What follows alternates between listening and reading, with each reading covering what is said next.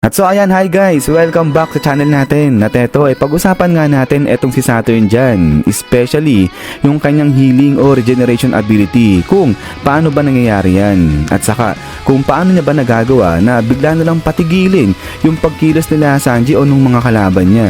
So may dalawang nakikita na possible answers dyan. So mamaya titignan natin yan. At ayun pala, ipapapiwan din natin ng konti itong si Kizaru kung ano na yung nangyayari sa kanya. At so ayan, ay kung bago ka pa lang sa channel natin ay huwag mo kalimutan mag-subscribe at pakipindot na rin si notification bell para ma-update ka every time na meron tayong bagong upload. So yun lang naman at ulit, ay huwag na nga natin patagalin pa. Simulan na natin yan.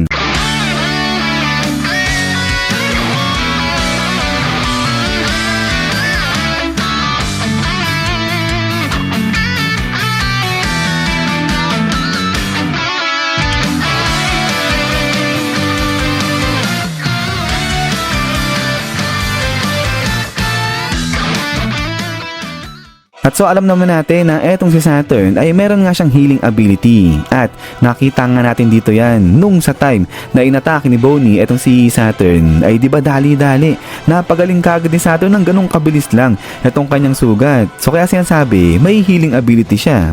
Pero may ilan sa One Piece community natin na ang sinasabi naman hindi healing ability etong ginawa ni Saturn, ibang way o ibang method pa yung ginawa niya para pagalingin yung sugat niya. So paano naman nangyari yun? Ano yung sinasabi nila dyan? At dito makikita ngayon yan sa may chapter 1104. So dito nga ay binanatan ni Kuma itong si Saturn. At di ba nga tumilapon dyan si Saturn at din pagbalik niya ay eto yung kamay niya bali-bali na. So hindi nga bali-bali parang gutay-gutay pa itong nangyari dyan sa braso ni Saturn. Pero may kita rin natin na unti-unti gumagaling o bumabalik sa dating itsura niya itong braso ni Saturn. So kaya nga sabi nung iilan na talagang hindi healing ability itong ginagawa ni Saturn dyan sa braso niya, hindi ganun kasimple lang. At hindi rin daw yan regeneration, so matindi bukod pa sa healing sa regeneration itong ginagawa ni Saturn. Kundi ang ginagawa raw ni Saturn dito ay nire-reverse niya yung oras. So nire-reverse ni Saturn yung time. Ibig sabihin binabalik ni Saturn yung oras na kung saan etong braso niya ay okay pa yung kondisyon, magaling pa. Kasi nga kung papansinin daw itong itsura nung paggaling ni Saturn, hindi naman mukhang healing daw yung nangyayari dyan eh. Mas more on yung gatong itsura o yung kapag bumabalik nga sa dati niyang estado o kondisyon yung isang bagay, ganyan. So parang katulad lang yan dito sa ability ni Inoue dun nga sa anime na Bleach kung familiar kayo dyan. So dito si Inoue, ang ginagawa niya nga ay nire-reverse niya rin yung time na kung saan okay pa yung kondisyon o yung status ng katawan mo. So ibig sabihin yung magaling ka pa, ganyan. At eto nga, napagkakamalan tuloy na healing yung ginagawa ni Inoue kasi gumagaling yung katawan mo, yung sugat mo, ganyan. Pero hindi pala, ayun lang talaga yon. Talagang binabalik lang ni Inoue yung oras nga na kung saan magaling pa itong katawan mo. So dito kay Saturn ay parang ganyan nga rin daw yung ginagawa niya. Kinokontrol ni Saturn yung oras. Binabalik niya yung oras na kung saan okay pa itong estado ng braso niya. So pinaniniwalaan na itong character ni Saturn ay dito yan nakabase kay Kronos. So si Kronos, Diyos nga yan ng oras. Kaya niyang manipulahin o kontrolin yung oras. Kaya niyang pabilisin yan at kaya niya nga rin na ibalik yan sa dati. So kaya etong gantong ability ni Kronos, sinasabi na ganyan din yung ability na meron etong si Saturn. Kaya niya na kontrolin din yung oras. So kaya nga dahil dyan, posible na etong ability niya na to yung ginamit niya dito kala Sanji, kala Franky para patigilin sa pagkilos etong mga to. So meaning, pinatigil ni Saturn yung oras nila Sanji at saka nga nito nila Franky, kaya hindi nila magawang kumilos ngayon o makagalaw. So ito ang matindi if ever nga na kayang kontrolin ni Saturn yung oras. Kasi medyo lugi sila dyan. Kasi sila napapatigil yung oras, hindi napapagalaw. Habang itong si Saturn, malaya siyang bumanat-banat, magkikilos-kilos dyan. But anyways, ay eto yung unang factor na tinitingnan kung bakit nagagawa ni Saturn pahintuin etong sila Sanji, nakokontrol niya yung oras. At yung sa pangalawa naman, kung paano napapatigil ni Saturn etong pagkilos nila Sanji, yun ay dahil sa gumagamit etong si Saturn ng gravity of fear. So So ibig sabihin, nilalagyan niya ng takot yung mga kalaban niya at dahil doon ay hindi nagagawang kumilos o napapatigil sa pagkilos itong mga kalaban niya.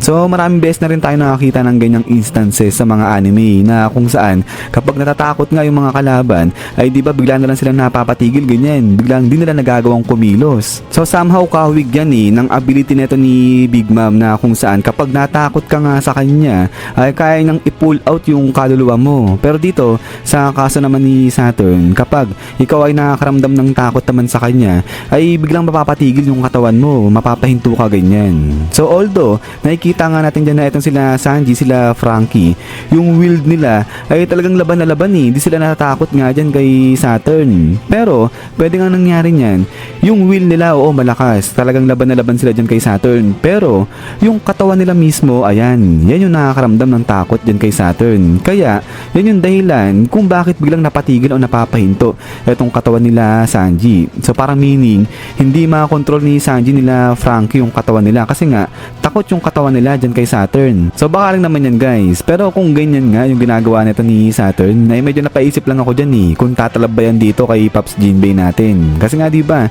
itong ability ni Big Mom na to, hindi tumalab yan, hindi umubra yan dito kay Jinbei, yung tapang-tapang nito ni Jinbei.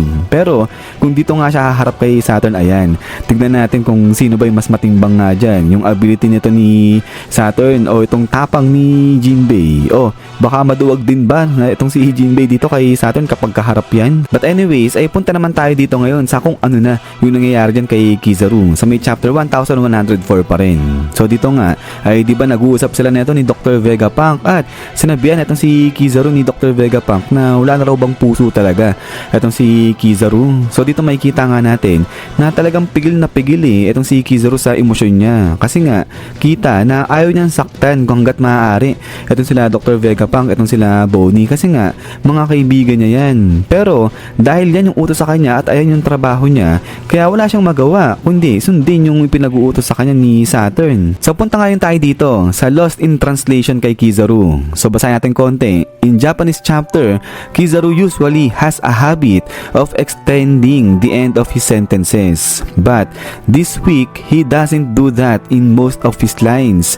This is a hot topic among Japanese readers because it shows how much mental pressure he is under. So ayun, naging usap-usapan pa nga itong nangyayari kay Kizaru dyan sa mga kaibigan nating Hapon. So syempre sila mas alam nila, mas naiintindihan nila itong ang nangyayari dyan kay Kizaru kasi diba nakasulat dyan una sa may Japanese ganyan. Ito nga sa Japanese chapter. So kaya intinding-intindi nila itong nangyayari dyan kay Kizaru. Pero ibig sabihin din ito ay pinapakita nga lang ni Oda na itong si Kizaru talagang labag sa loob niya itong ginagawa niyang pag-atake o pananakit dyan kala Dr. Vegapunk. So kaya ang tanong ngayon ay hanggang kailan matitis ni Kizaru yung ganyan? So magbebetray na nga ba talaga itong si Kizaru? O talagang hanggang in the end ay matitis niya itong pinapagawa sa kanya ni Saturn na patayin itong sila Dr. Vegapunk. But then ay pagkatapos nga dito kay Kizaru ay balikan muna natin itong si Frankie. So ito ay masingit ko lang. So dito naman ay napansin ng One Piece community natin na sa lahat ng characters parang itong si Frankie pa lang yata yung